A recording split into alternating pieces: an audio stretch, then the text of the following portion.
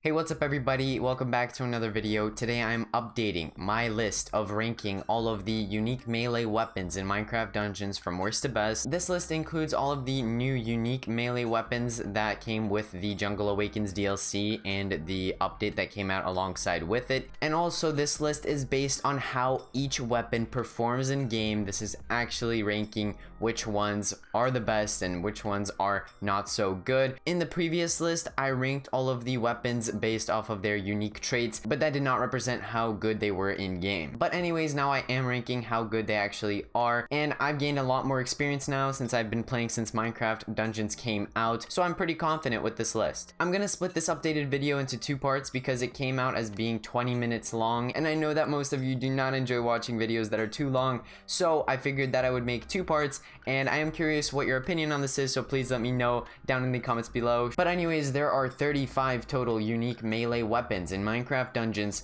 so let's get into ranking them from worst to best. First up, we have the Dark Katana, which deals extra damage to undead. Its attack pattern is the same as the Claymore. It's really slow. It has a 3-hit type of combo, with the third hit dealing extra damage. But the thing is that even though the Katana weapon type has the same attack speed as the Claymore weapon type, the Claymore weapon type does a pretty decent amount more damage. So there's not really much point to using the Dark Katana. Next we have the Master's Katana, which is also the Katana weapon type, and it gives you a chance to critical hit. The perk that it has is great, but this is also a katana, and it's in the same situation where it's really slow and it just does not deal much damage. I think that unfortunately the katana weapon type is just the worst weapon type in the game. Next we have the Nameless Blade, which weakens enemies on hit, and it has a very low base attack damage. It does have a pretty quick attack speed though, so even though it does low damage per hit, it makes up for it by attacking a lot,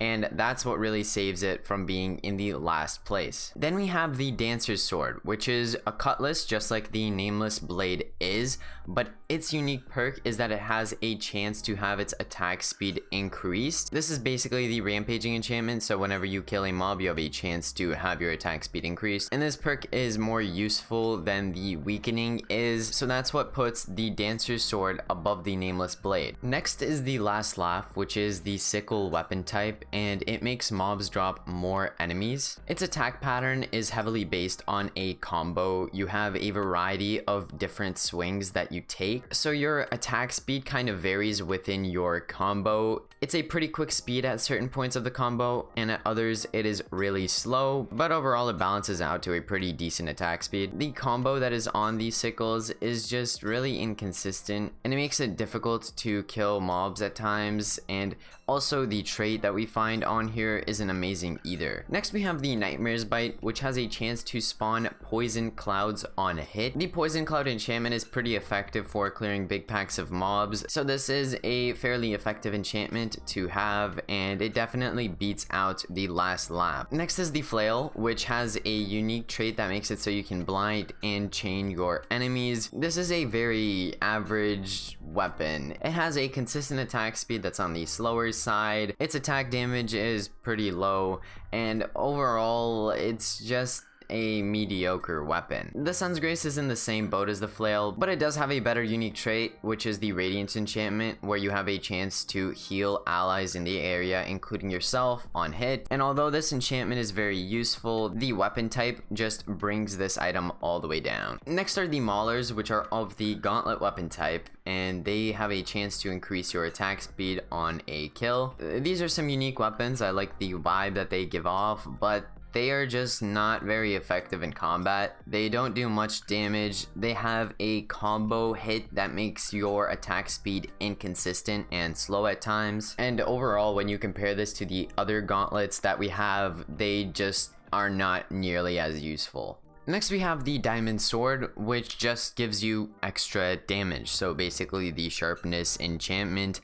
And well, the sword weapon type is just average. It's okay, it's not great, and it's not too bad. Under the same weapon type, we have the Hawk brand, which has the unique perk that makes it so that you have an increased critical hit chance. And I find that this perk is more useful than sharpness because critical hit in this game means that you triple the damage on hit, and that is very, very strong.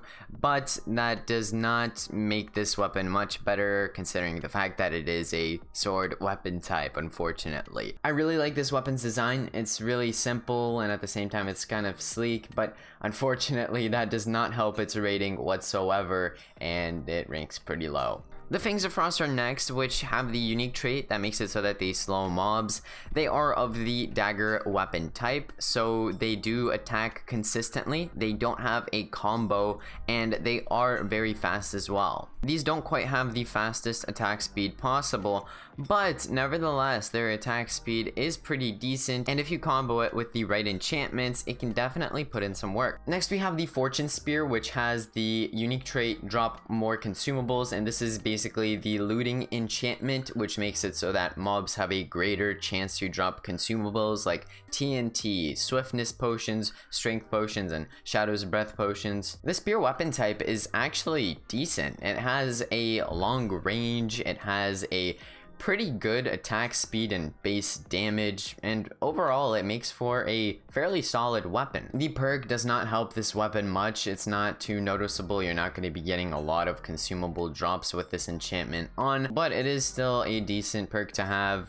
And its attack pattern is actually really interesting. It kind of does 3 quick strikes and then it will kind of pause for a second and not attack. So this is one of the more interesting attack patterns that I've seen. Next, we have the Whispering Spear, which will give you an extra hit every few seconds. And just like the Fortune Spear, it also makes for a pretty solid weapon. It beats out the Fortune Spear by a bit because the Echo trait on this weapon I think is more effective than the looting trait on the Fortune Spear. Then we have the Gravebane, which is a glaive, and it deals extra damage to the undead. The glaive weapon type has a great range and also a nice cleave in front of you. It does good damage as well, and it has a medium attack speed. Then we have the Venom Glaive that has a chance to spawn poison clouds on hit, and these poison clouds are pretty useful. They have decent AoE damage, and this trait is just a bit more consistent than the smiting trait that the Gravebane has, since smiting only works on certain mob types and the poison clouds effect works all the time. Next is the Highland Axe, which is of the axe weapon type, and it has a chance to stun mobs. It's just a fairly good weapon. It has a spin attack move, which makes it so that you deal damage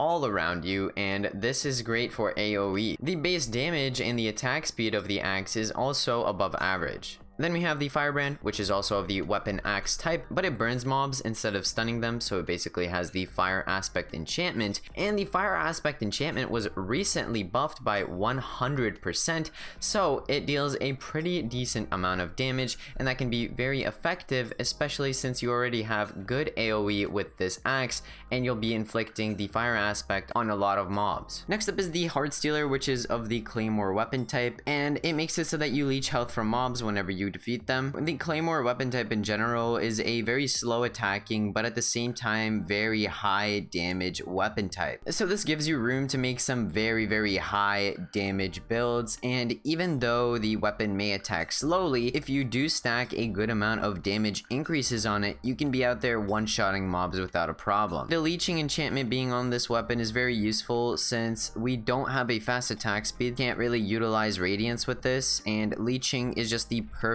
healing enchantment that we need. Then we have the Broadsword, which is also a Claymore, and this just gives you extra damage. I like this trait on the Claymore more than the leeching, just because with the Claymore we are trying to reach as much damage as we possibly can, and that enchantment just helps us boost our damage a little bit more. I love the aesthetic of the Broadsword. It's a huge weapon and you just feel awesome when you're carrying it around, but that does not change its attack speed, and I really wish that they could buff it. Next we have the Jailer's Scythe, which is of the Soul Scythe weapon type. Its unique perk is that it has a chance to blind and chain enemies on hit. It also has Soul Gathering because it is a soul weapon. For regular builds, this weapon just isn't really worth using, but for soul builds this is definitely a option, and that's what boosts the score of this weapon on the list, because its potential is higher than the others since it does work pretty well with a soul build. Its base damage is on the lower side, but its attack speed is pretty quick. Then we have the Frost Scythe, which slows mobs on hit, and this is slightly better than the Jailer's Scythe because the slow effect has a bit more utilization than the blinds and chains effect that the Jailer's Scythe has, but these two weapons are pretty much equal to each other. But anyways, that about does it for part 1 of ranking all of the unique melee weapons from worst to best.